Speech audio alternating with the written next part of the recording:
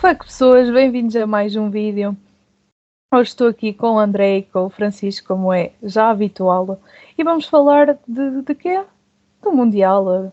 Vamos continuar esta nossa saga pelo Mundial. Vamos agora acabar a fase de grupos e com os últimos jogos. Vamos falar do grupo do grupo G, que opôs Camarões e Brasil. Os Camarões marcaram por Vicente Aboubakar aos 92 minutos e foi assim o resultado final, 1-0 para os Camarões. André, posso começar por ti. Esta derrota coloca em causa a candidatura do Brasil ao título ou achas que as segundas linhas são assim tão diferentes das primeiras escolhas? Antes de mais, pessoas, acho que este jogo, pelo menos da seleção do Brasil, veio demonstrar que se calhar as segundas linhas do Brasil não são tão fortes como as primeiras. Se calhar acaba por ser o mais correto as opções que Tite demonstra ter para os primeiros, que teve para os primeiros jogos, não é? Não é que a seleção esteja má, por assim dizer, mas estes Camarões acabaram por estar um bocadinho superiores neste jogo. Acabou por ser, lá está, de igual por igual, não estou a tirar de mérito nenhum a nenhuma das seleções, acabou por ser um bocadinho igualitário e justo e o mais igual este jogo, por assim dizer, mas estes Camarões e o resultado mostrou isso, acabou por estar um bocadinho, um nível superior, por isso é que também só conseguiram ganhar por 1-0, conseguiram estar um nível superior e acaba por ser isso que acaba por ser este jogo. Não é que isso tire de todo agora o Brasil candidato a este título da Taça do Mundo, mas estes últimos jogos acabam por ser um bocadinho esquisitos e acaba por também dar a oportunidade aos selecionadores de dar a rotação a outros jogadores, mas acaba por ser um bocadinho vulgar a qualidade de jogo destas equipas, por isso é que temos sempre aquele 11 inicial quase base de todas as seleções. O Brasil continua a ser uma seleção candidata ao título. Infelizmente estes Camarões, que até demonstraram muito bom futebol, acabaram por pronto, não conseguir continuar neste Mundial e ficam por terra assim um bocadinho. Lá está, que foi como a Alemanha um bocadinho amargo, não é? Porque tivemos muitas surpresas nos jogos desta última jornada, exatamente por esta rotatividade das equipas que foi imposta, mas a verdade é que eu continuo a ver ainda um Brasil muito forte e acho que esta segunda linha, não o 11 inteiro, mas acho que alguns jogadores também conseguem fazer a diferença caso entrem ou a meio de um jogo ou substituir logo de início um ou outro jogador. Agora, uma equipa inteira, eu acho que não é o aconselhável para ti de fazer, obviamente, nas próximas fases. Portanto, aqui também se vê, e como o jogo foi tão igualitário, vimos uma seleção dos Camarões muito forte, acho que acaba por ser também o mais correto de dizermos que tem todo o plantel à escolha para poder jogar e tem muitas dores de cabeça quando tiver, por exemplo, um jogador que ou esteja ou não jogue por cansaço ou porque está lesionado. Portanto, tem aqui uma boa seleção e vimos isso exatamente neste jogo. Lá está, como eu disse, foi um bocado amargo esta vitória dos Camarões. Fizeram uma prestação muito boa. Acho que foi um dos grupos em que as prestações acabaram por estar muito equiparadas, muito iguais, muito fortes, e vimos até alguns bons jogos neste mesmo grupo. Portanto, acaba por ser bastante bom termos tido este grupo e as seleções, independentemente das seleções, e já vamos comentar os outros jogos deste grupo, acaba por ser muito bom e para mim foi exatamente o melhor grupo que tivemos neste Mundial, quer exibições, quer resultados, quer equipas que passaram, apesar de que eu seria um bocadinho como o Francisco no vídeo das previsões, optaria agora por ter visto estes Camarões jogar, optaria por os Camarões terem passado, mas acabou por passar a Suíça e pronto, já vamos comentar exatamente esse jogo e o resto do grupo, mas fica aqui então a minha análise a este jogo. Esta equipa do Brasil está a ser um bocadinho traída pelas lesões. Alex Telles sai lesionado neste jogo, já tem Neymar lesionado, tem o Danilo que é da mesma posição do Alex Telles, também lesionado, e queria que tu, Francisco, tocasses aqui nestes em dois pontos. O primeiro é das lesões, achas que isto vai ser preocupante para o Brasil? E segundo, claramente gostava de ouvir a tua opinião sobre esta prestação dos Camarões e se achas que foi surpreendente ou já era algo que estavas à espera. É assim, começando pelas lesões no Brasil, é preocupante e não é preocupante, porque apesar de tudo, apesar destas segundas linhas não terem a mesma qualidade que as primeiras, eu acho que o Brasil não sente assim tanta falta de alguns jogadores como aquela que seria desejável. Eu acho que a falta, por exemplo, de jogadores como o Neymar é uma falta grande, porque é um jogador como o Neymar e vai sempre sentir e vai sempre sofrer a falta de um jogador como o Neymar. Quem diz que não sofre a falta de um homem como o Neymar está maluco da cabeça. De um homem, entende, jogador de futebol, entenda-se. Como o Neymar é porque não está bem.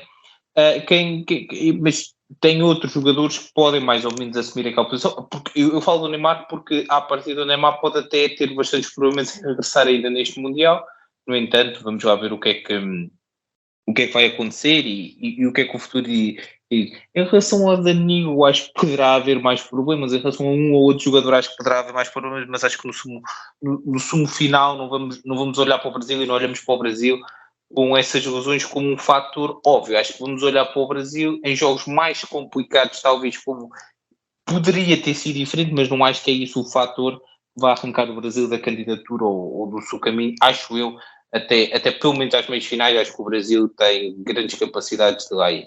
Em relação aos Camarões, eu acho que sem dúvida era aquilo que eu digo. Aliás, eu pus os Camarões em segundo lugar porque eu acreditaria que os Camarões podiam passar. Faltou a Sérvia fazer um gol contra Portugal, feio, não soube fazer o gol, ou melhor, não fazer um dos gols que fez contra os Camarões.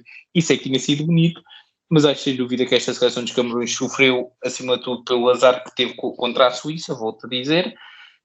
O futebol foi ingrato, acho que neste grupo o futebol não venceu, porque sinceramente acho que a Suíça não jogou um futebol por aí além, mas já lá vamos.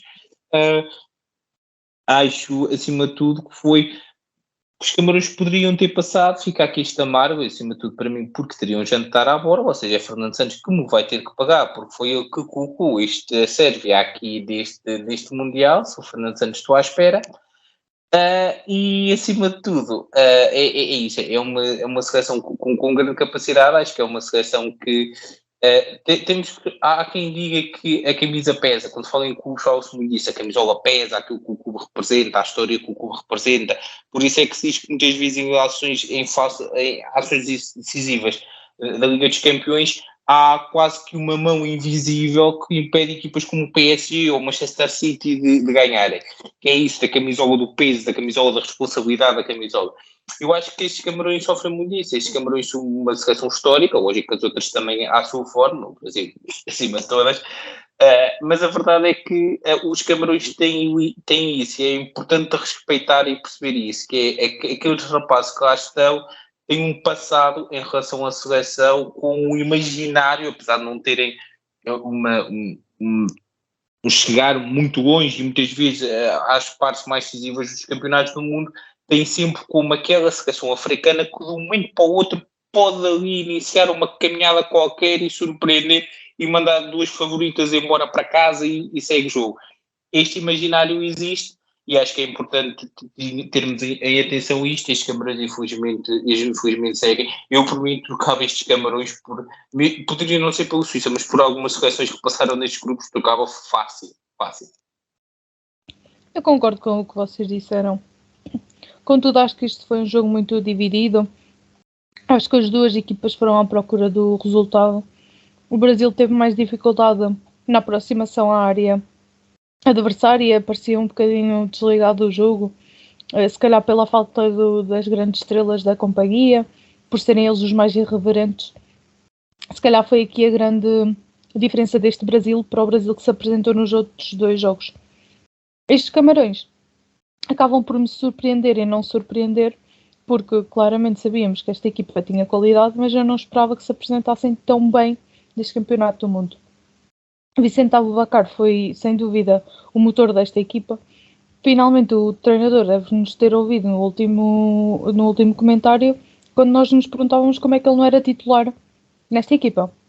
Viu-se que ele foi titular, que fez 90 minutos, mais uns pozinhos de qualidade e teve várias oportunidades até para para se adiantar no marcador. Eu acho que aqui o segredo do Brasil. Catarina, desculpa te interromper, o homem sem os 2 joelhos é melhor do que o outro rapazito que jogava avançado nos Camarões. Tenho que confirmar essa afirmação como sendo verídica.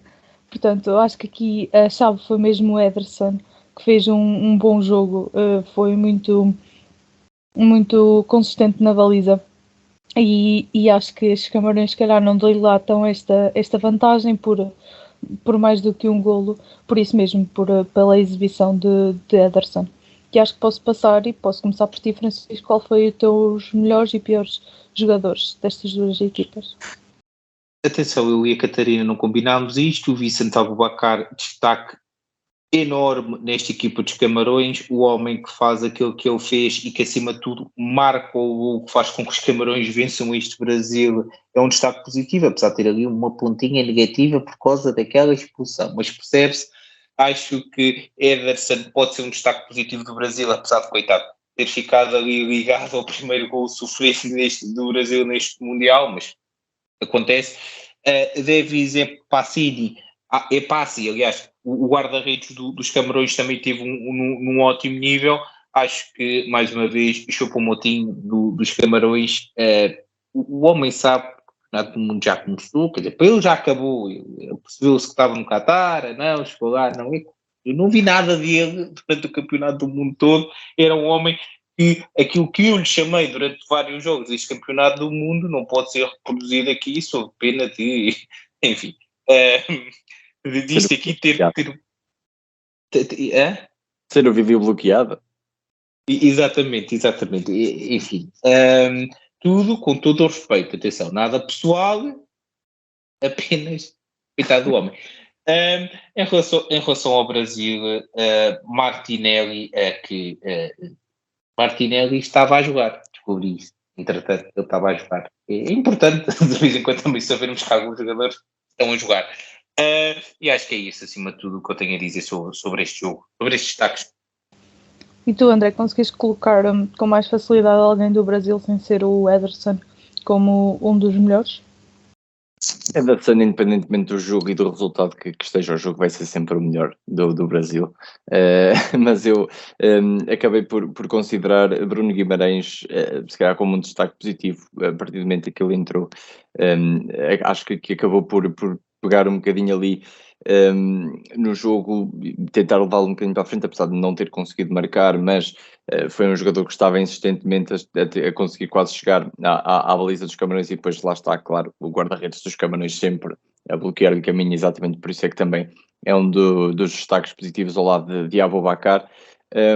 Como negativo, vou um bocadinho atrás do Francisco, e depois também o Brasil enquanto seleção já passada à próxima fase, estar um bocadinho adormecida neste jogo. Eu sei que disse que foi um jogo um bocadinho equilibrado e igual, mas o Brasil poderia ter feito um bocadinho mais com os jogadores que tinha.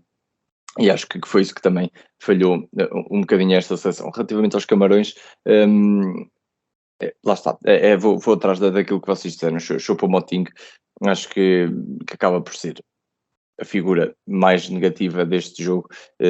Não é que estivesse estado muito mal, mas pronto, acabou por estar mal, e isso acaba por se notar um bocadinho também na equipa, que está sempre a tentar procurar golos. Convém, se calhar, digo eu.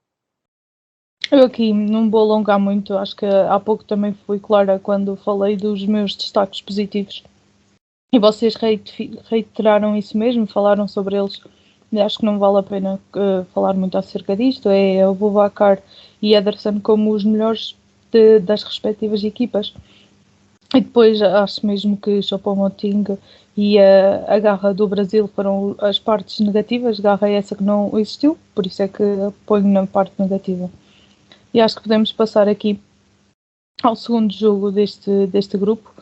Este segundo jogo que foi muito emocionante porque um marca, o outro marca a seguir, o outro marca e foi assim sucessivamente. E também o marcas deixadas dos adversários.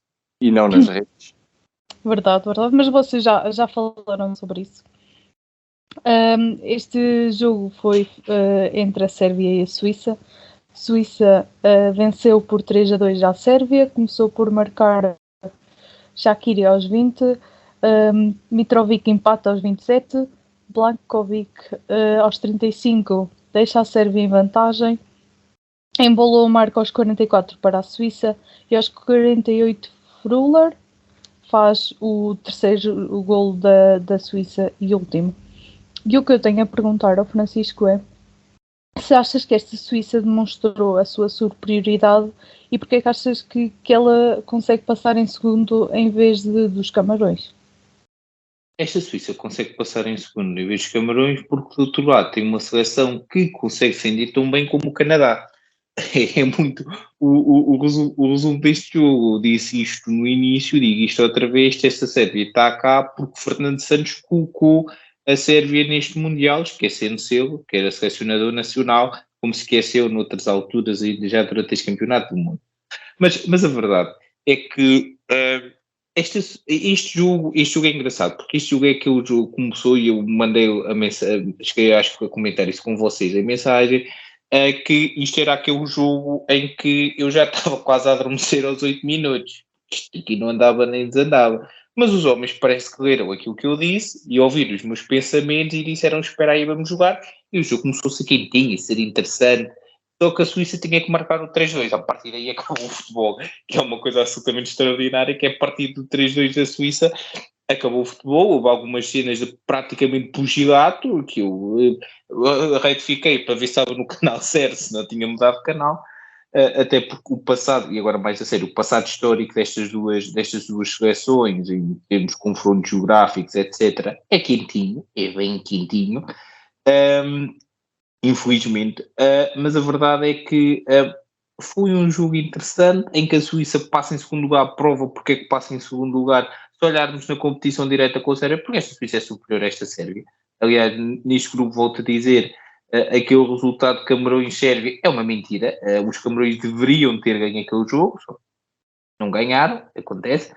Mas a verdade é que, olhando para este jogo, vemos claramente que a Sérvia não é superior a estas seleções, é inferior a estas seleções. Era para mim a pior seleção do grupo e eu continuo a achar que o é.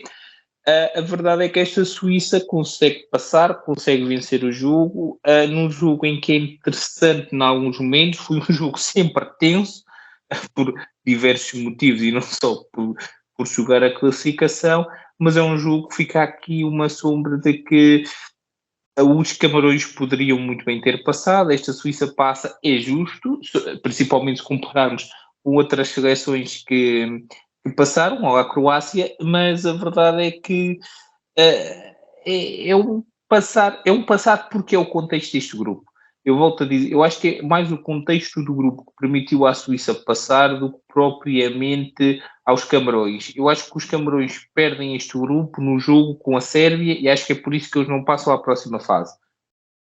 No jogo com a Suíça foi um jogo dividido, este jogo foi um jogo dividido em grande parte dos minutos, mas mais uma vez viu-se que esta Sérvia é uma seleção com muita coragem, muita vontade, pouco futebol em grande parte das vezes, uma seleção sempre ponta para a pancadaria, que é uma coisa absolutamente extraordinária, e viu-se isso também com Portugal, que eles foram quentinhos nos duelos.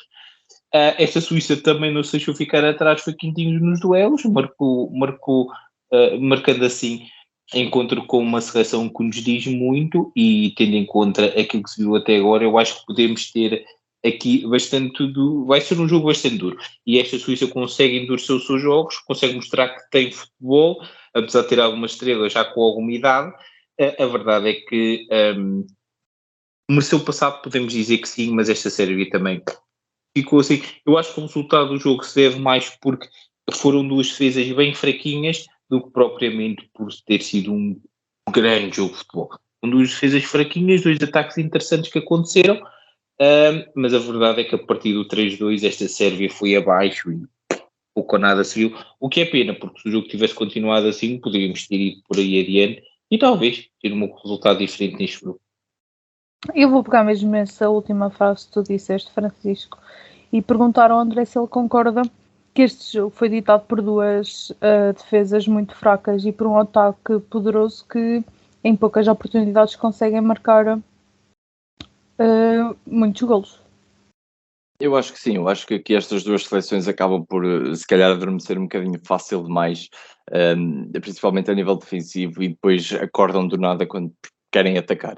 Acho que este jogo acaba por resumir exatamente um bocadinho isso, e não deixa de ser um bocadinho caricato, né, que este resultado foi assim exatamente, e poderia ter sido, como o Francisco disse, muito mais, se ambas as equipas tivessem continuado acordadas e não tivessem voltado para a caminha como estavam. Eu devo admitir que acho que ainda adormeci durante o jogo do Brasil-Camarões, e portanto também acredito que o Francisco possa quase ter adormecido durante este jogo, porque apesar destes grupos, lá está, ambos os jogos foram um bocadinho quentinhos, é verdade, mas houve momentos em que não se passava praticamente nada, isso que acaba por ser um bocadinho penalizador, e por isso é que nós também chegamos aqui de vez em quando e dizemos que preferimos outra seleção, ou que preferimos outra seleção a passar à próxima fase do que as que realmente passaram. Por isso acaba por ser um bocadinho inglório para os Camarões, que se apresentaram muito mais fortes que esta Suíça, só que os resultados não os ajudaram, mas acaba a Suíça por passar e vai defrontar uma seleção que pronto, e vamos lá ver como é que vai ser agora esses oitavos de final. Relativamente a este jogo, o Francisco resumiu exatamente e comentou exatamente muito bem.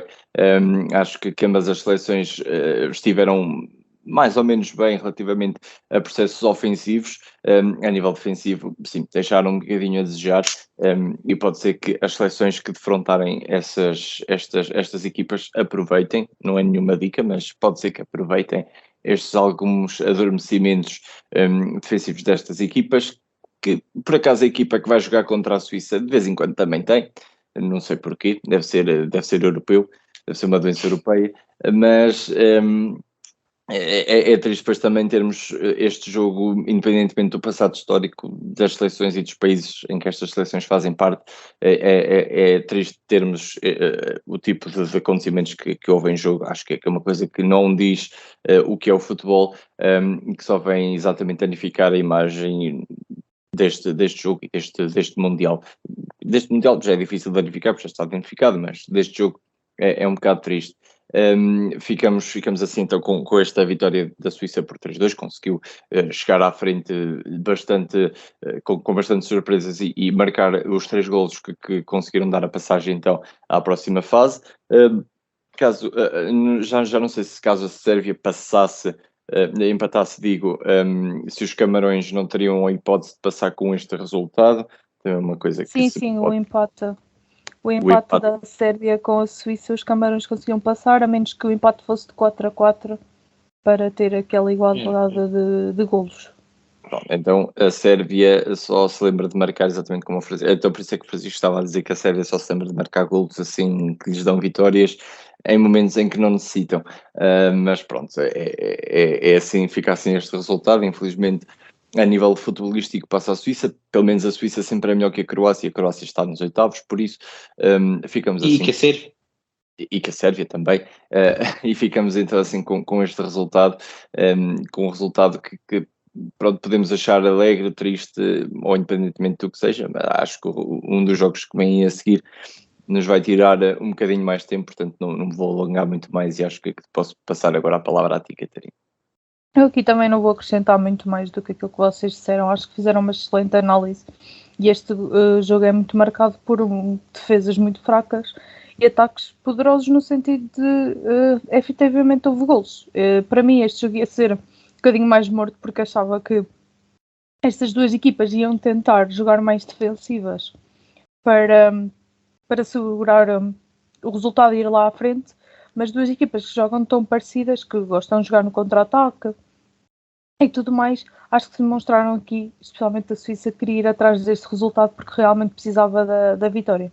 Abrindo-se espaços, é normal que hajam mais golos, e por um lado, pelo bom do futebol, é bom que hajam golos, mas claramente passar a segunda parte inteira sem golos, porque o último golo foi aos 48 minutos, portanto acabámos de passar quase 30 minutos a ver os meninos a trocarem bola e com poucas ocasiões, portanto acho que não há muito mais a dizer sobre este jogo. E posso começar por ti, Francisco, qual é o teu melhor e pior destes jogos? O melhor e pior destes jogos, tu não gostas de me facilitar a vida, Catarina, mas eu vou aqui tentar descobrir, quer dizer, o pior pode ser toda a gente quase, mas o pior sem dúvida é as defesas de uma e de outra equipa. Na Suíça embolou, que a única coisa que fez neste Mundial foi basicamente marcar o gol aos Camarões, apesar de também ter marcado hoje aqui pouco ou nada apareceu neste jogo. O pior da Sérvia é, acima de tudo, a defesa sérvia, que esteve completamente ao lado do jogo, num jogo tão importante. A defesa sérvia, aquilo pareceu um passador. No melhor da Sérvia, talvez Mitrovic, por causa daquilo que tentou dar aí. Talvez. E tu, André, para ti quais foram os melhores e piores destas duas equipas? Isso foi mais fácil para ti conseguir escolher os melhores destas equipas? Não, foi exatamente como o Francisco, foi um bocado complicado, tirando a parte negativa, como é óbvio.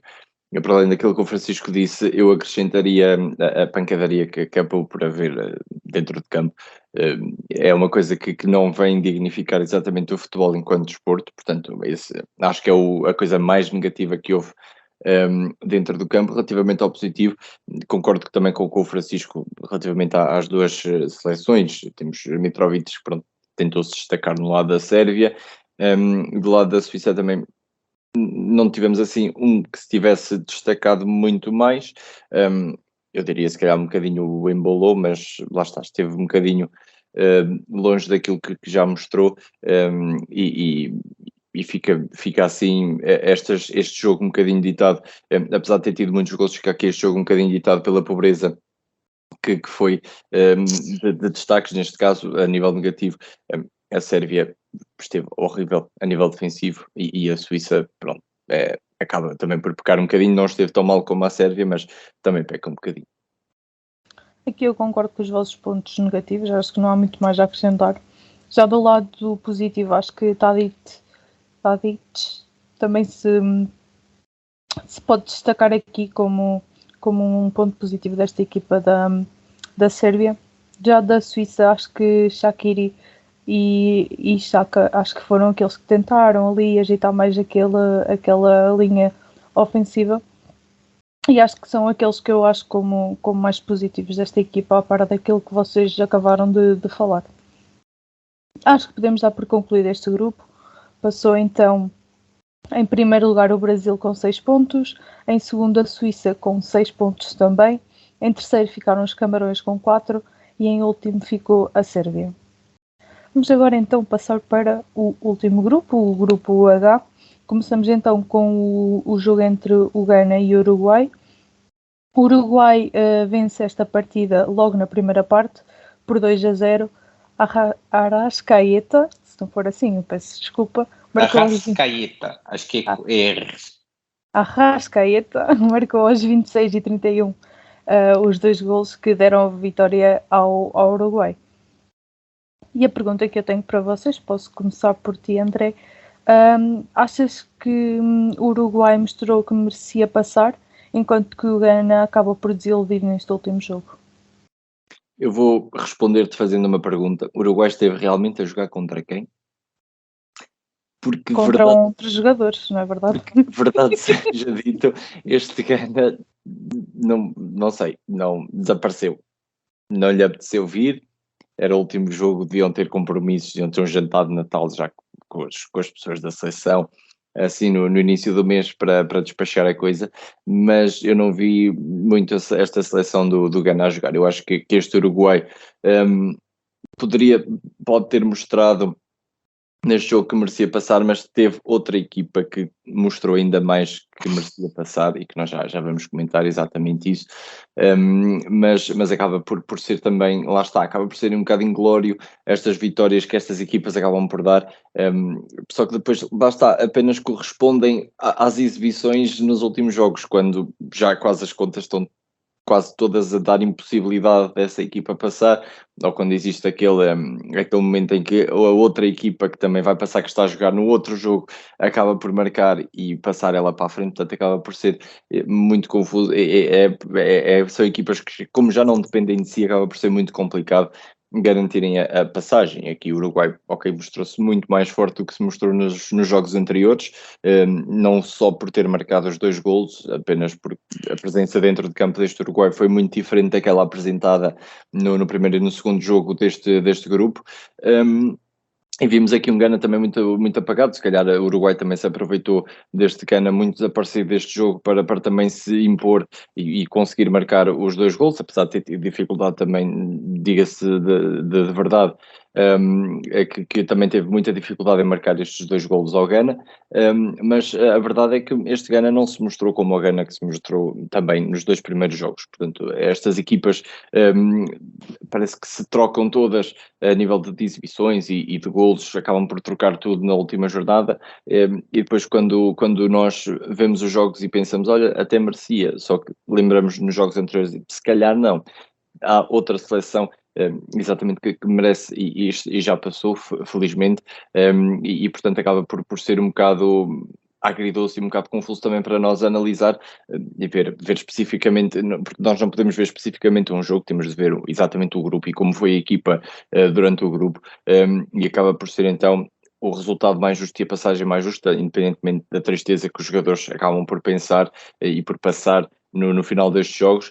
A verdade é que se tivessem feito um bocadinho mais nos jogos anteriores, nesta altura, se calhar estariam passados e não estariam a chorar e ajoelhados no relvado, que acaba por ser triste, obviamente, mas não estariam a passar por isso, e acaba por ficar um bocadinho inglório, e é basicamente isso. Este Gana acabou também por adormecer e ficou também por aqui, e felizmente que ficou por aqui.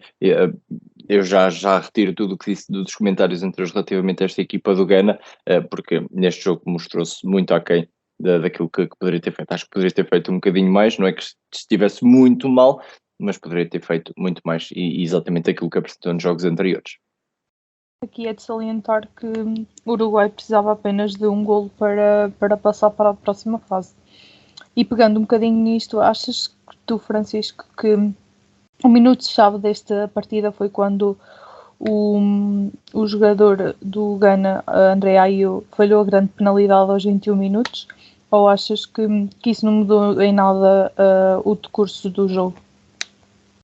Sim, eu acho que sim, porque claramente trouxe um passado aqui não muito longe, eu trouxe um passado há 12 anos aquilo que aconteceu entre o Gana e o Uruguai, mas acho que acima de tudo o que este jogo pode dizer que é o Carmelo Chado, o Uruguai, Carmelo Chado, muitas piadinhas sobre o Gana, acabaram por se lixar contra o Gana. É justíssimo isto que aconteceu, a Coreia do Sul jogou melhor que o Uruguai, ao contrário daquilo que o senhor selecionador uruguai veio dizer, que esteve a chorar muito, chorou muito o homem, chorou pai 35 penaltis, como tudo que é penalti, mas para o senhor do Uruguai eu tenho aqui algumas palavras como nunca, jamais, de jeito nenhum, de jeito algum, de maneira nenhuma, de maneira alguma, de modo algum, de modo nenhum, enfim, eu depois mando-lhe o link com estes sinónimos, que são tudo sinónimos de não merecia passar. Não merecia passar. A pergunta, o Uruguai merecia passar? Não. Eu precisava de um gol. O Uruguai fez 7 rebates à baliza contra Portugal e contra o Gana. Aliás, fez 10 remates à baliza contra o Portugal e contra o Gana. Marcou 2 golos. Contra a Coreia não arrematou uma vez à baliza. Uma equipa que não arremata uma vez à baliza não pode discutir sequer num dos jogos. Atenção, não arrematou uma vez à baliza num dos jogos. Não pode discutir o facto de ter sido eliminado na diferença de golos. Primeiro, o Cavani tirou-se para a piscina, ainda bem que o relvado é fofinho, porque senão aquilo ia ser muito feio. E depois, há penalti. É esta história de que a FIFA assumiu que errou, a FIFA publicou oficialmente alguma nota a assumir que errou, porque a FIFA disse-nos que errou. Está bem, eu também posso dizer, por exemplo, que a Angelina Jolie disse que eu era um tipo muito giro, mas isso não quer dizer que seja verdade. Entre mim e ela, agora vai-se lá saber se isso alguma vez aconteceu. Senhores do Uruguai, vocês já passaram uma vergonha descomunal o facto de não terem passado isto tudo. Perderam com Portugal e perderam bem porque falharam, enfim, fizeram aquilo que fizeram. Empataram com a Coreia do Sul, empataram bem, porque rematar à baliza era um jogo que podia não haver balizas. E contra o Gana, apanharam o pior Gana deste grupo todo, Portugal conseguiu-lhe marcar 3, eles conseguiram marcar 3 à Coreia, e a Coreia conseguiu-lhes marcar 2, não lhes marcou outro, porque e vocês conseguiram-lhes marcar 2, e viram-se à rasca no final do jogo para não sofrer uns quantos. Por isso eu acho que tinham de estar cagadinhos, meterem a viola no saco, irem para casa, vou viagem de regresso ao Uruguai, e vão bem, porque vão regressar exatamente onde deixaram o seu futebol, no Uruguai. Este Uruguai mostrou muito pouco daquilo que se estava à espera. Num grupo difícil, acabou por acontecer isto. Eu acho que o Uruguai estava à espera de garantir o segundo lugar, nós pensávamos que ele ia ficar em primeiro, acabou por ficar e bem ali quietinho no terceiro lugar e de regresso a isto. Diz isso pelo bolo que morre o peixe, os jogadores uruguais e o treinador uruguai, isso tudo, mostraram muita coragem, muita voz, muita coisinha, mas foi no final do jogo, dentro do campo, pareciam meninos de couro. E olha, vão para casa, boa viagem. Eu aqui acho que vocês falaram muito bem. Acho que este Uruguai não merecia passar por este e pelos outros jogos. Ok, que neste jogo vence e se calhar até compensa, mas porque o Gana parece que deixou as malas no último jogo, deixou lá a maltinha ainda a jogar e esqueceu-se de aparecer neste jogo. Se calhar se apanhasse um Gana um bocadinho mais concentrado, o resultado seria outro. E o que me custa aqui é que eles precisavam daquele penalti no final do jogo, que o Francisco já comentou e bem, e eu queria dizer que eu acho que as grandes equipas não podem estar à espera de um milagre para a passagem. Eu acho que as grandes equipas devem fazer tudo durante 90 minutos para passar. Aqui fala-se um bocadinho mais. Atenção, Catarina, se o Gana ganhasse, o Gana passava. Sim, exato.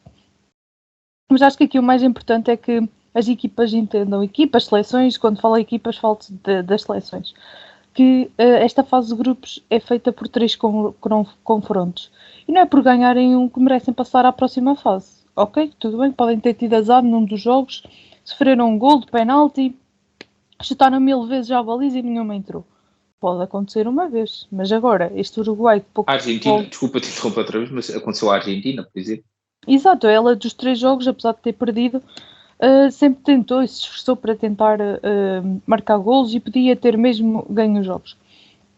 Mas aqui, neste Uruguai, não se mostrou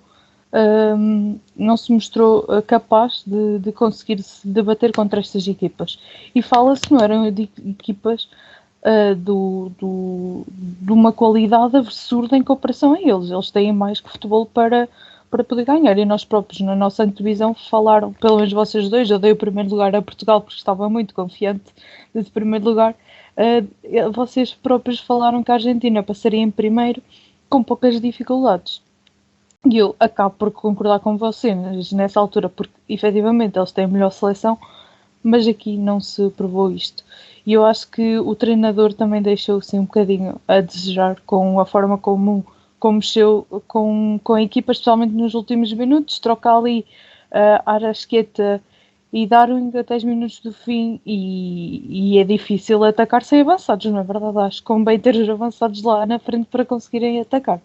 E acho que é isto que eu tenho a comentar sobre este jogo, antes de passarmos para os vossos pontos positivos e negativos. Posso começar por ti, Francisco? O que é que tu achaste?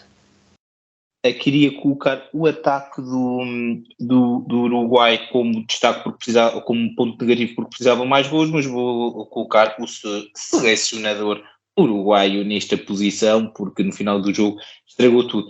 Em relação ao ponto negativo do Gana, coloco toda a gente, porque estão todos péssimos, horripilantes, nem parecia a mesma seleção que nos tinha mostrado, nem sequer há destaque positivo neste Gana. Para mim, em relação ao destaque positivo do Uruguai, a Arrascaeta, que provou que se calhar tinha sido boa ideia o senhor selecionador não ter deixado no banco nos outros 2 jogos e ter posto para entrar. Talvez, não sei, digo eu assim, mesmo talvez os bons jogadores com bem jogarem. Uma ideia genial, não é preciso penaltis para o senhor selecionador do Uruguai. Esta também vai do órgão. Está no Natal, estou simpático. E tu, André, tens uma opinião diferente ou concordas com o Francisco? Não, acabo por concordar com o Francisco, mas eu acabo também por distinguir dois jogadores negativamente para cada uma das equipas. Não por ter falhado o penalti, mas porque esteve muito apagado neste jogo por inteiro. Da parte do Ghana, claro. Da parte do Uruguai, o meu grande amigo Tazon de Cavani é a figura que eu nem sequer vi, não vi neste jogo novamente, portanto... Está muito incrível este Cavani. A nível positivo, concordo com o Francisco por parte do Uruguai. A Arrascaeta deveria ter, se calhar, entrado um bocadinho mais cedo neste Mundial, mas o senhor selecionador assim lá o saberá. E relativamente ao Ghana, não tenho um ponto positivo a destacar. Eu poderia ter destacado, se calhar, o treinador do Ghana, mas se fosse no conjunto do grupo, das jornadas. Mas a nível deste jogo acabo por não conseguir destacar ninguém como positivo, porque foi uma equipa que esteve muito longe, muito fora, muito aquém daquilo que já nos mostrou das exibições que já fez, e por isso é que fica assim sem nenhum destaque positivo neste último jogo. Aqui eu não tenho muito a acrescentar, vou aproveitar este meu pouco tempo para vos fazer uma pergunta em que vocês só podem dizer sim ou sim, ok? Portanto, podem responder seguidamente, primeiro o André, depois o Francisco. Acham que este Cavani está preparado para jogar no Benfica e por isso é que ele foi supostamente contratado pelo Benfica? Não. Para começar, eu fui contratado pelo Benfica antes, era há 2 épocas atrás. Era só para dizer sim ou sim, Francisco, que ele já estava no seu pico de forma para representar o Benfica. Uma vez que os avançados do Benfica estão habituados a este tipo de performance, que é não estarem dentro de campo. Quer dizer, tendo em conta o que ele fez neste jogo, era mais para o Porto ali, para substituir Taremi quando o homem tiver.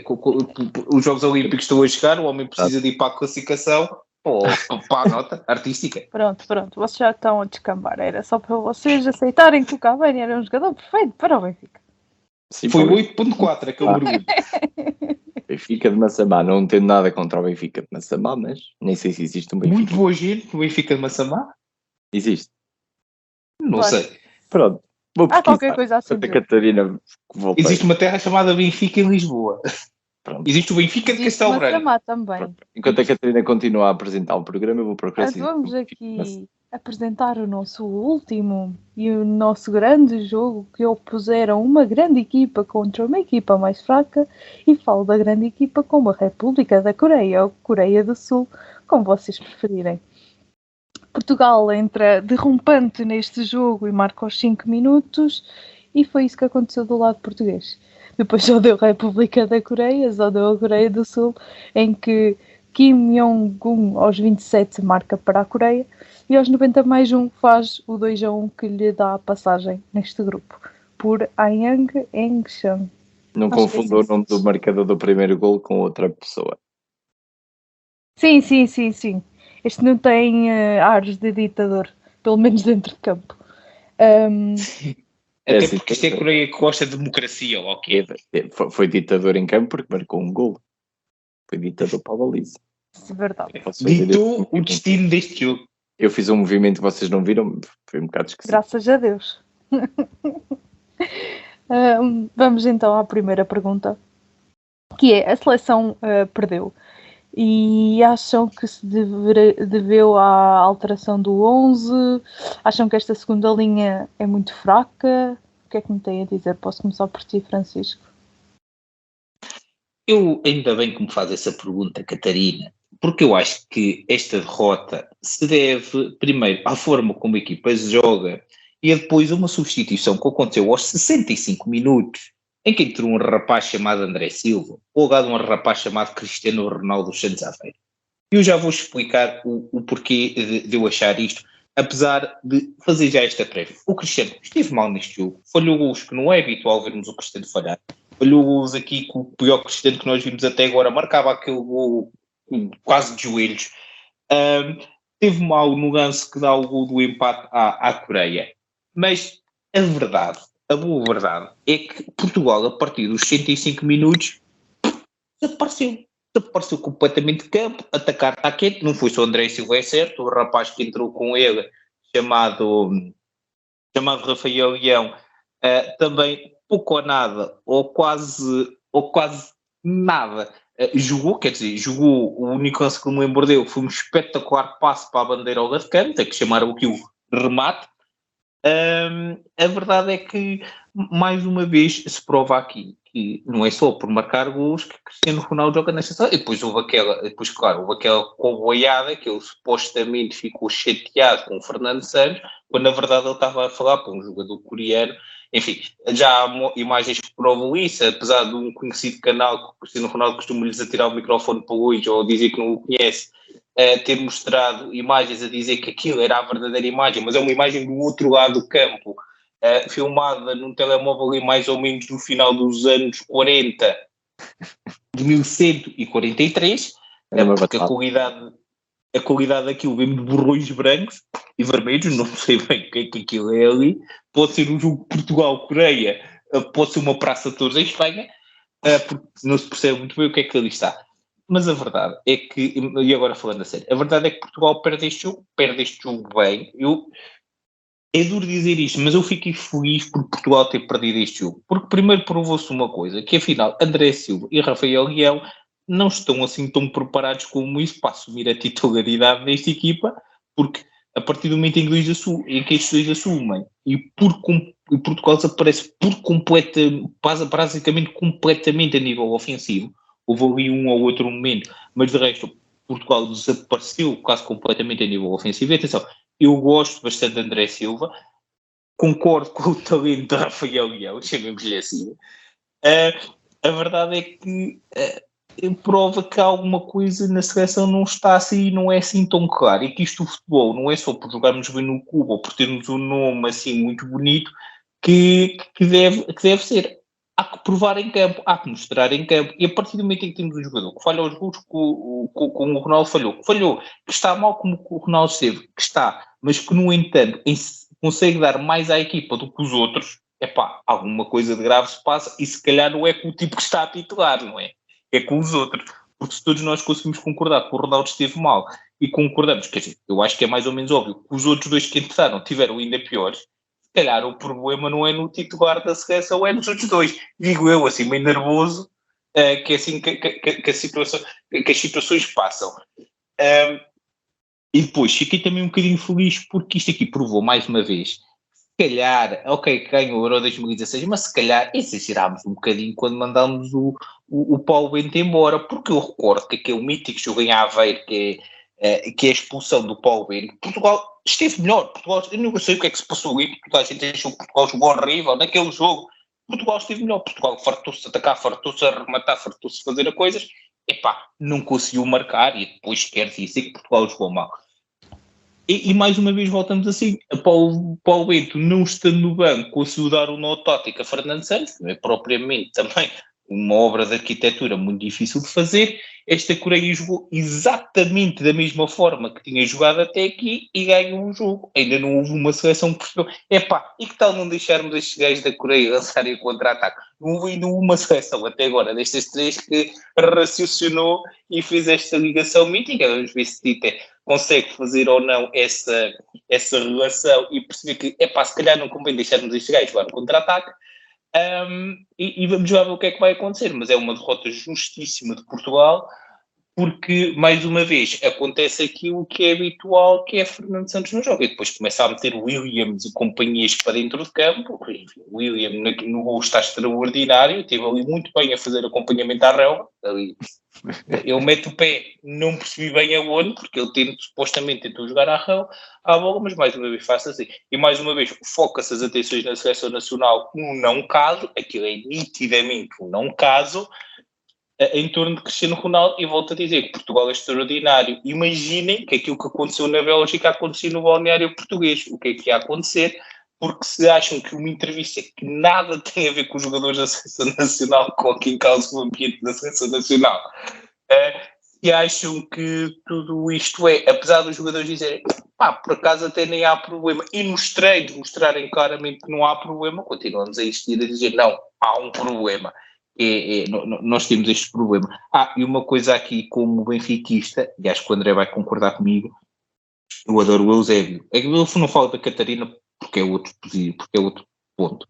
A Catarina, com a certeza, também gosta muito do Eusébio, mas estamos a falar. Eu adoro o Eusébio. O Eusébio foi provavelmente um dos maiores portugueses de todos os tempos, por isso é que está no panteão, e um dos maiores jogadores da nossa história, indiscutivelmente. A verdade é que andarmos a discutir o recorde do Eusébio, está bem, o Eusébio marcou 9 gols, e muito bem, um recorde extraordinário para Portugal marcar 9 gols no Mundial. O Ronaldo marcou 8 gols em 8 gols em 5 mundiais. Não é assim. Bom, e que tal, em vez de andarmos a fazer esta discussão estúpida entre quem é que é maior, o Eusébio ou o Cristiano, ficarmos felizes e contentes por termos 2 jogadores deste nível na nacionalidade portuguesa? É que há equipas que ganharam mundiais que não tens 2 jogadores reconhecidos a nível internacional como estes 2 senhores. Enfim, estou-me a afastar um bocadinho da pergunta, mas e andamos a cismar nisto. Isto é uma coisa que me irrita há muito tempo, que é, quem é mulher? São os 2 gigantes, temos sorte de ter os 2. Cala-te e aproveita. Porque estamos a comparar 2 coisas que é impossível comparar. Porque aquilo que o Eusébio significou no seu tempo e significa hoje para o futebol português não é igual àquilo que o Ronaldo significa hoje no seu tempo e vai significar no futuro. São 2 casos completamente diferentes, 2 realidades absurdamente diferentes. Eu acho absurdo, e estão mais próximos no tempo, a comparação Maradona-Messi, já acho que é completamente absurda. Então esta comparação, ainda com maior distância, é ainda mais absurda. E continuamos a comparar isto.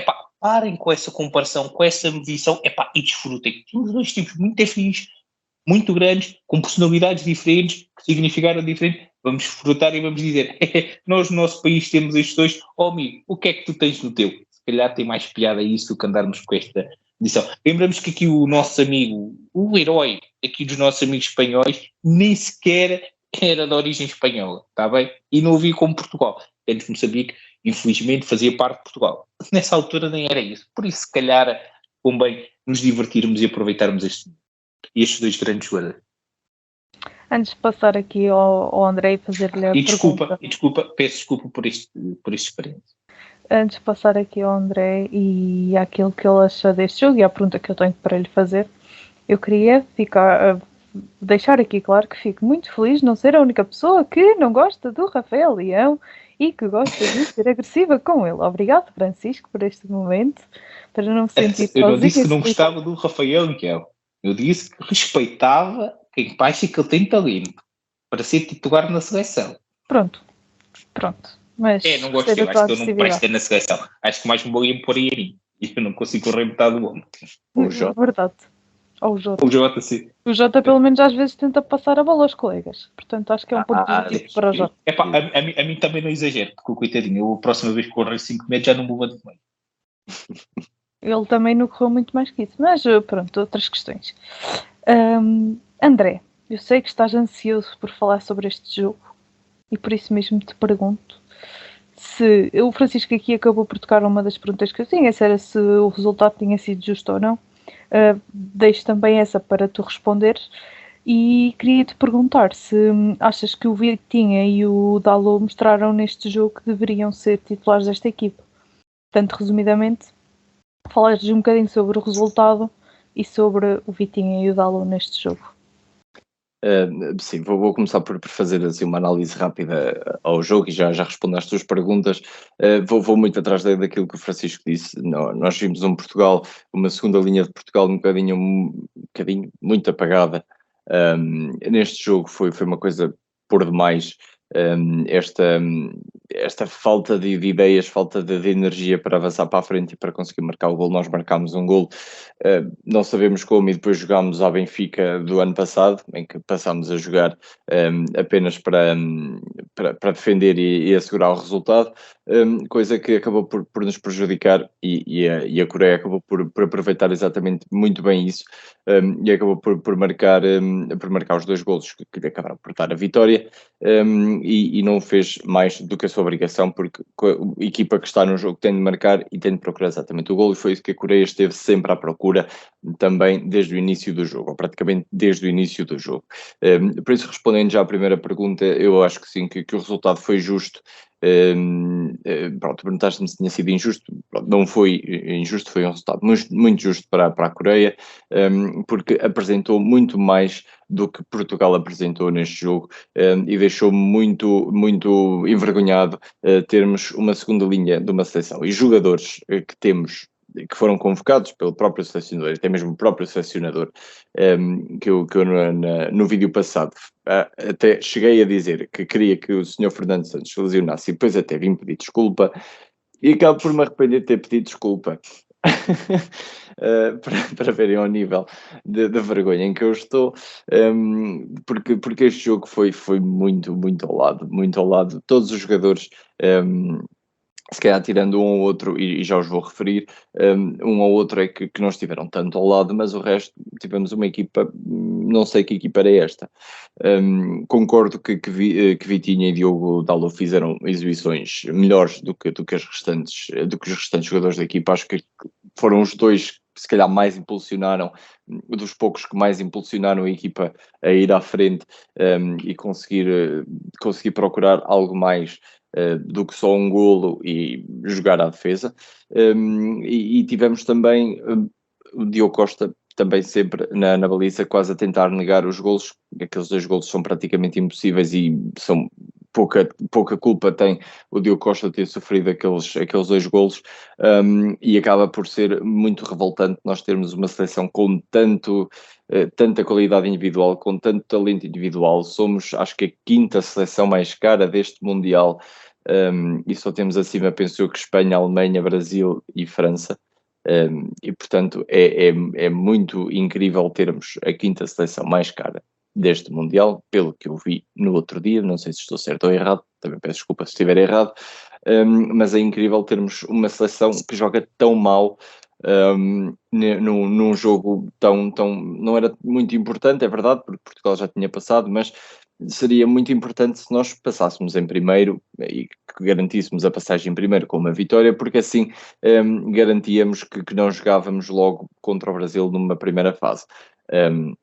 Acabámos na mesma por passar em primeiro porque perdemos o jogo, mas lá está, acaba por ser uma derrota, e agora é ao contrário, em vez de ser uma vitória amarga, é uma derrota amarga, porque Portugal deveria ter feito muito mais nestes 90 e tal minutos e acabou por fazer 0. Fez o golo e o resto fez 0. E tivemos o Ronaldo muito longe daquilo que seria de esperar. Tivemos um Cancelo que também tem estado um bocadinho apagado a nível do seu jogo e da sua qualidade de jogo neste Mundial, e como o Francisco disse há pouco, tivemos um André Silva e um Rafael Leão que também estão muito longe daquilo, principalmente André Silva está muito longe daquilo que já mostrou, principalmente nesta seleção. Portanto, é capaz de, se calhar, nós continuarmos, e é melhor que Fernando Santos continue a manter o 11 que levou para os 2 primeiros jogos, porque parecendo que não a perder, vamos perder com um bocadinho mais de dignidade, porque vamos ter jogadores, tirando Rafael Carreira, obviamente, vamos ter jogadores que vão conseguir manter a sua qualidade e a sua honra e a honra de Portugal em campo, porque eu acho que isso é o que vai exatamente ser um bocadinho mais motivador para nós até acompanharmos os jogos da seleção, porque eu vendo este jogo, eu não sei se estava a ver Portugal, se estava a ver uma Croácia a jogar e estava sem vontade nenhuma de ver o jogo, e vou-vos ser sinceros, deu-me o sono a meio do jogo, a meio da segunda parte, deu-me o sono, ainda a meio da primeira, ou quase no final da primeira. Portanto, para vocês verem o quão incrível foi este jogo. Por parte da Coreia, a Coreia teve uma exibição muito boa. André, desculpa te interromper, mas só para aquele pessoal que usa os dados de um famoso site que atribui notas a jogadores, que também o pessoal usa esse site conforme lhe convém. Eu, como sou igual, não confio muito nas notas que esse site dá. Só para vos dizer que o Rafael Leão foi o terceiro, melhor dos que entraram, apenas com 0,1% de diferença para William Carvalho e André Silva. Diz muito sobre este site. Diz muito sobre esse site. Agora, fazendo uma análise rápida, a Coreia foi, sem dúvida, a melhor seleção em campo, a melhor equipa em campo. É uma é uma equipa que sempre procurou o golo e que sempre esteve à procura em cima do jogo, exatamente, bastante forte, e demonstrou exatamente a mesma exibição que demonstrou nos outros 2 jogos. Não foi aquela seleção que chegou ao terceiro jogo e morreu, não, esteve à procura porque também tinha de garantir a sua passagem à próxima fase, e acho que esteve bastante bem, esteve muito presente, marcou então os 2 golos que deram a vitória.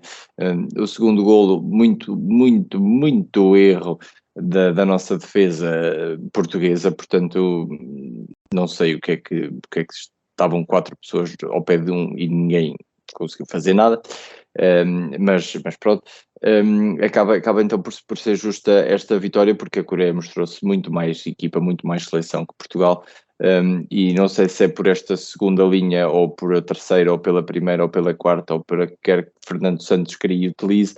O Portugal vai jogar exatamente quase sempre assim, a maior parte das vezes assim, vai ser muito pobre, vai ser muito podre, e eu tenho muito medo de apanhar esta Suíça, porque não pelo facto da Suíça também estar a ser muito forte, mas porque Portugal, não sei, deve estar a lutar para querer ser a equipa mais fraca deste Mundial e parece que está quase a conseguir.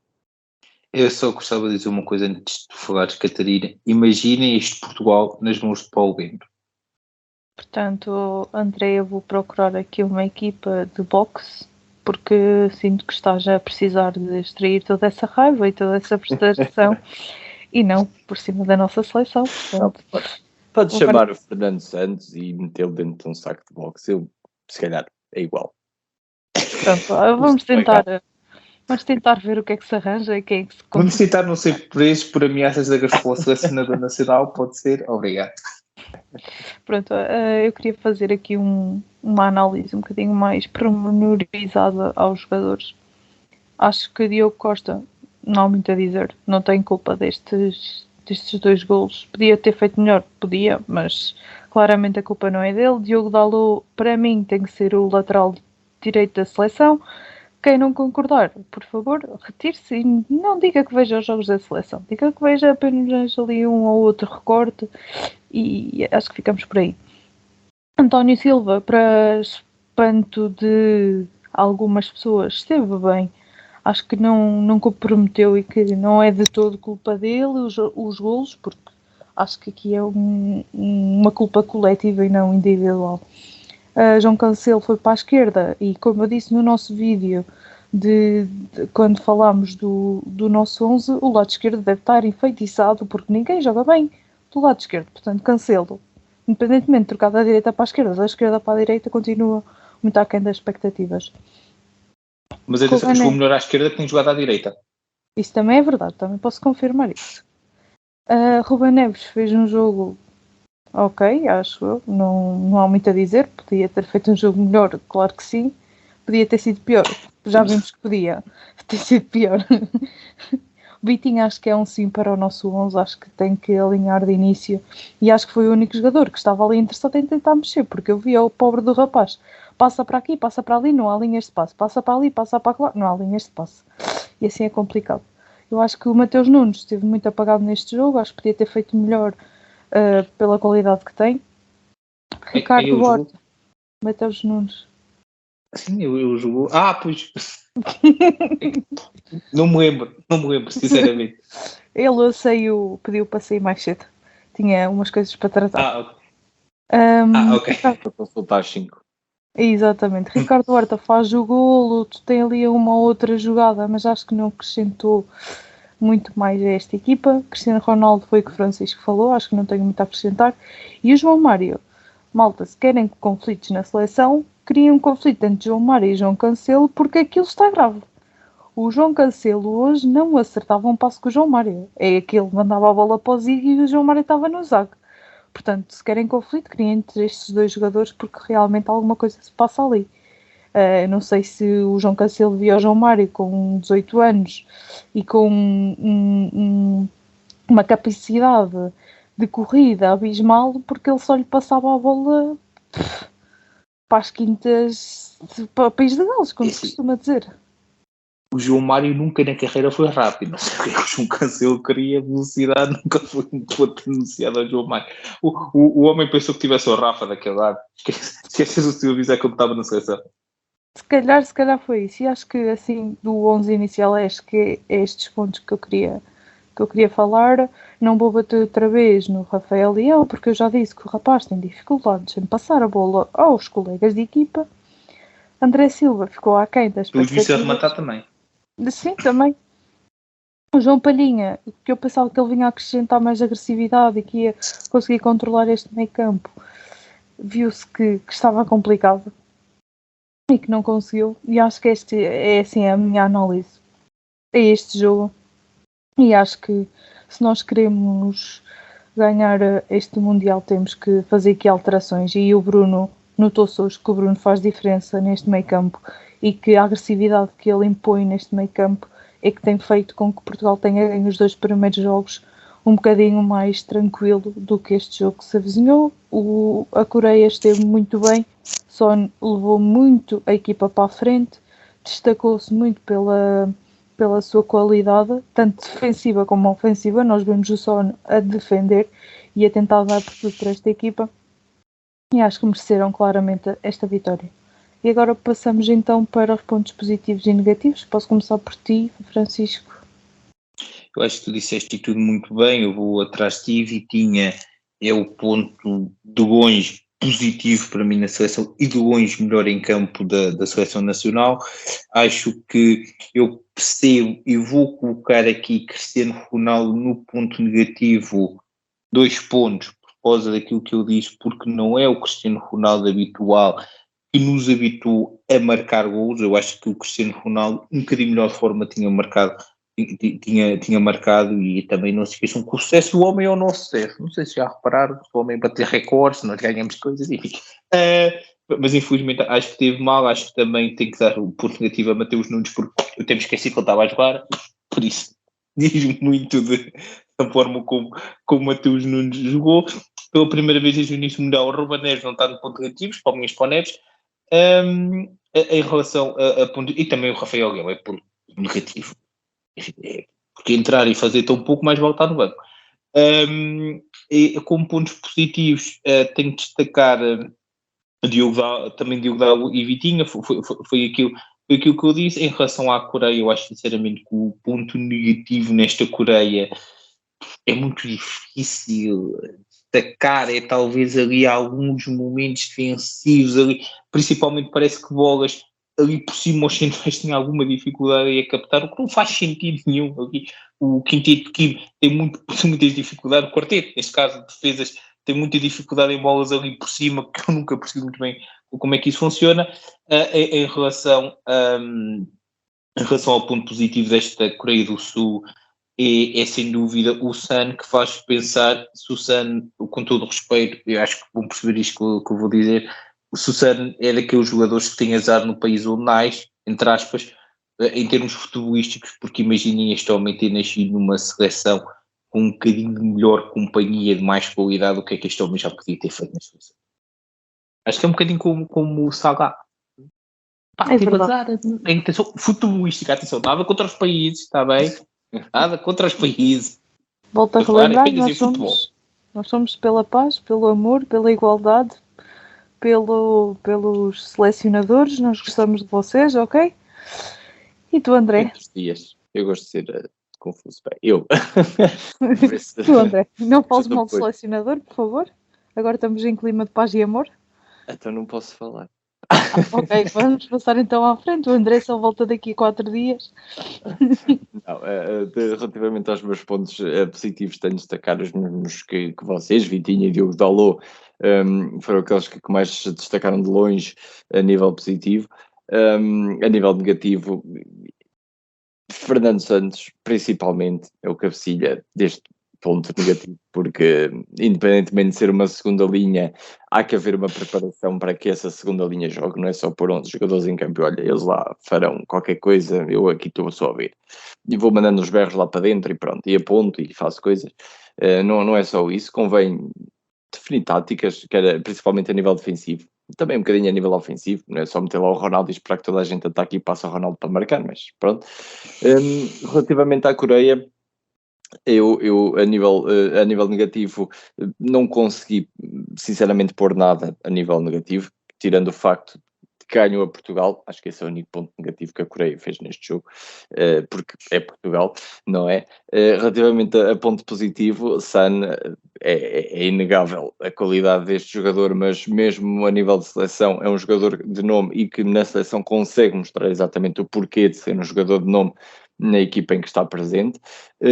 E também destaquei o segundo jogador, o Wang Hee-chan, o marcador do segundo gol, quero dizer, também não só pela forma como marcou o segundo gol, mas também pela forma como foi procurando sempre a baliza e acabou por conseguir atingi-la, e até mesmo a maneira emocionada como ficou no final do jogo, quando soube que aquela vitória lhes iria dar a passagem aos oitavos. Portanto, acho que foram os pontos positivos, principalmente os positivos. Vamos dar um bocadinho mais destaque aos positivos neste jogo.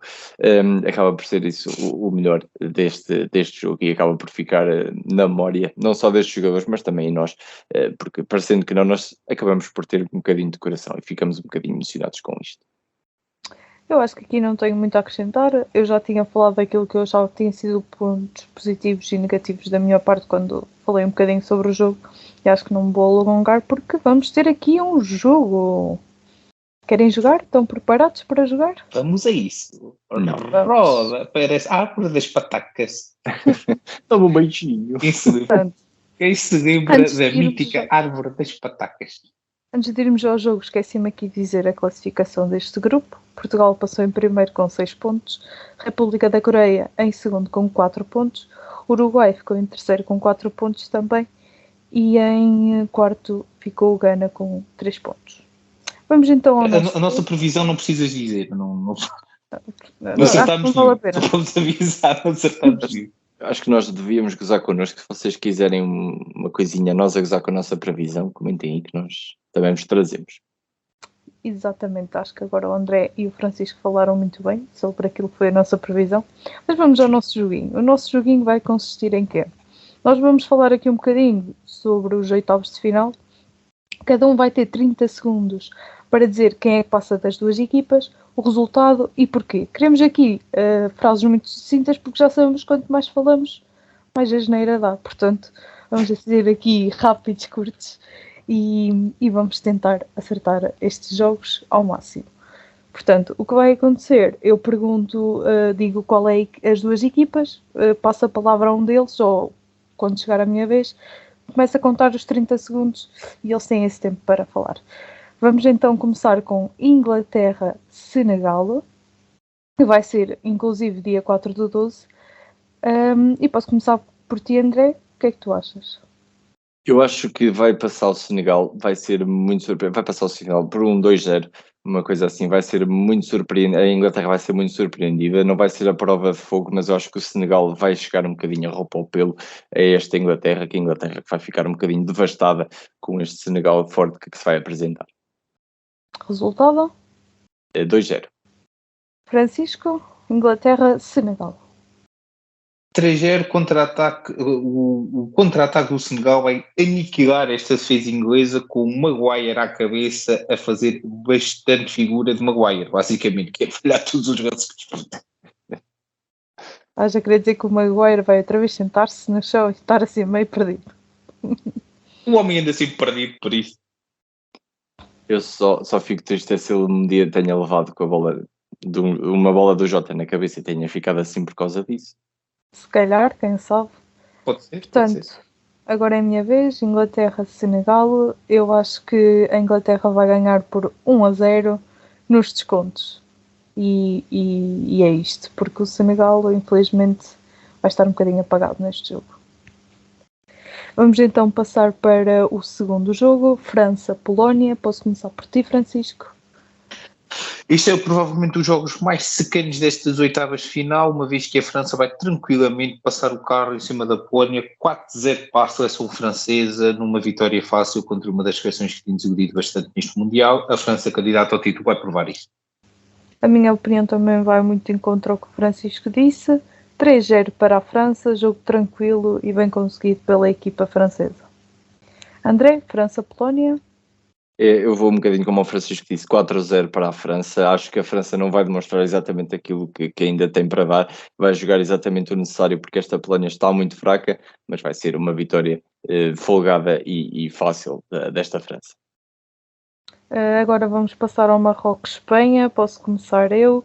Eu acho que este jogo vai acabar empatado a 1-1. Em prolongamento vai passar Marrocos. Ele vai passar porque realmente a França anda assim, a Espanha anda um bocadinho apagada e acho que esta equipa vai entrar com força e com vontade de passar estes oitavos de final. André, Marrocos-Espanha.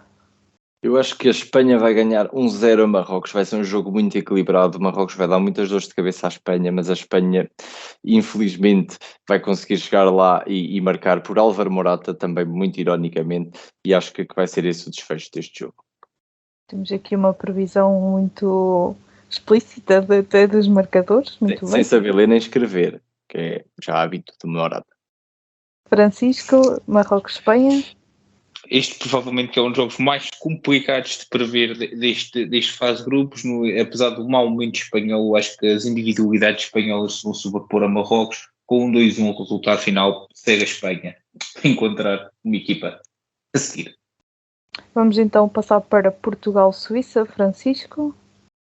Este jogo acho que vai ser um jogo bastante difícil, bastante complicado. No entanto, Portugal tem obrigação, uma vez que vai jogar contra um país em que existe mais quase português do que país propriamente de pessoas naturais deste país. Por isso mesmo, Portugal vai vencer com um 2-1 esta Suíça. Acredito que Portugal vai sofrer gol, como tem sido habitual. Aqui a minha opinião vai de encontro ao Francisco. Também acho que vai ser um 2-1 para Portugal, mas vai ser um jogo que vai ser do início ao fim a sofrermos como é habitual quando vemos a nossa seleção jogar. André, Portugal-Suíça. Eu acho que vai ficar um 3-1. Para nós vai ser a sofrer, para os suíços vão-se estar um bocadinho a rir, mas acho que ainda assim nós vamos conseguir vencer. Vai ser um jogo muito difícil, mas acho que a nossa vitória é possível e tem de ser possível e obrigatória. Porra, sofrer com 3-1. Essa aqui, a perder um 0 até os 85. Se calhar, e o Ronaldo faz um hat-trick. já não digo nada. Vamos então agora a Países Baixos, Estados Unidos, Francisco. Os Estados Unidos vão continuar a sua extraordinária campanha neste campeonato do mundo. Os Países Baixos, mais uma vez, vão provar que são uma seleção que tem mais fogo de vista do que propriamente qualidade futebolística. 1-0 para os Estados Unidos. André, Países Baixos, Estados Unidos. Eu vou mais longe, 2-0 para os Estados Unidos. Os Estados Unidos vão continuar exatamente a mostrar, os Países Baixos não vão mostrar nada. Vai ser fácil para os Estados Unidos, por isso, passagem acho quase garantida para esta seleção norte-americana. Eu aqui concordo e discordo. Acho que vai ser um 2-1 para os Estados Unidos e adianto que quem vai marcar para os Países Baixos vai ser Gakpo para manter a sua continuidade de golos. É a tradição, exatamente. Eu por acaso lembrei-me de Gakpo no final de ter acabado a minha intervenção e pensei, porra, podia ter dito 2-1.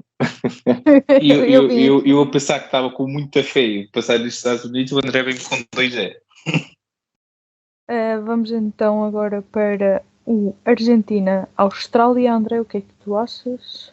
Apesar de ser um jogo se calhar bastante equilibrado, vamos ter a passagem da Argentina por um 2-0.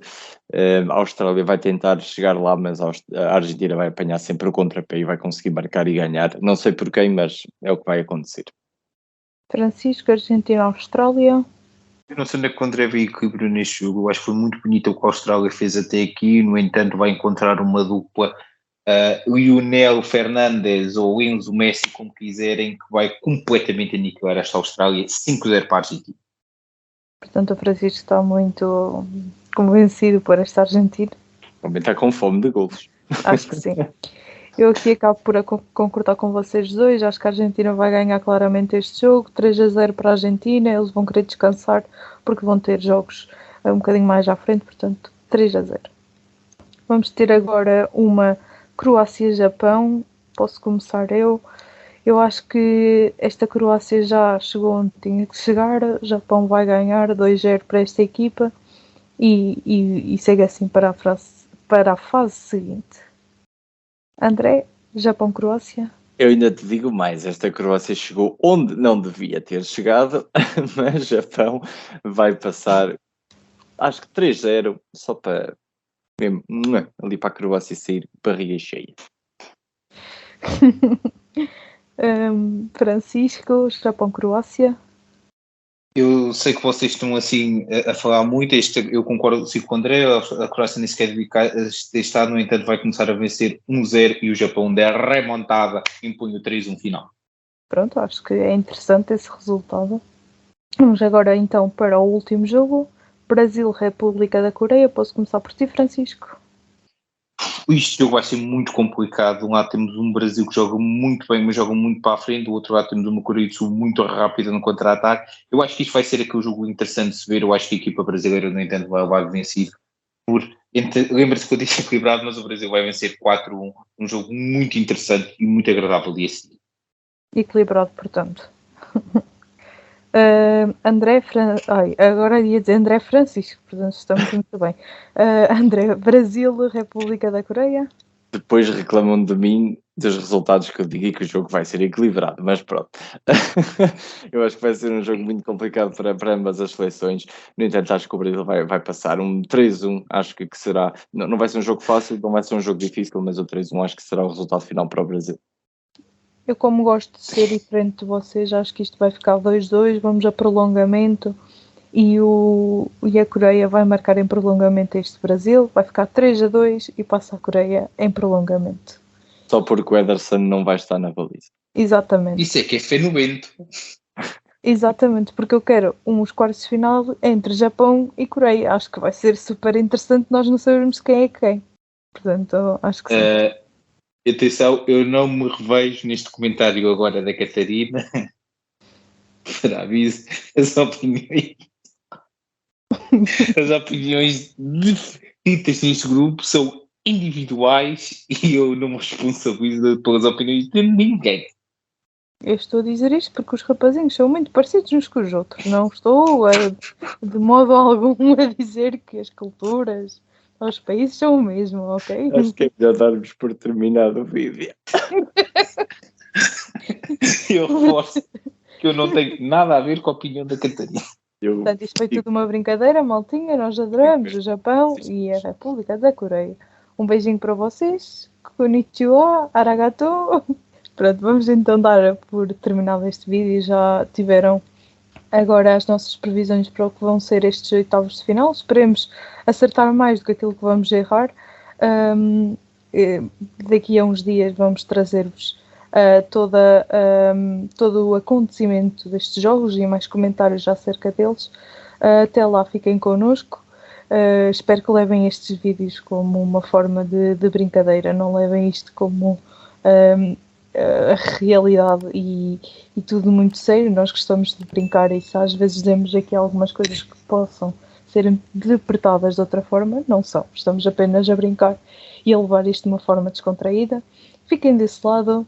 Nós vamos continuar por cá a trazer-vos tudo o que se passa no Mundial do Qatar.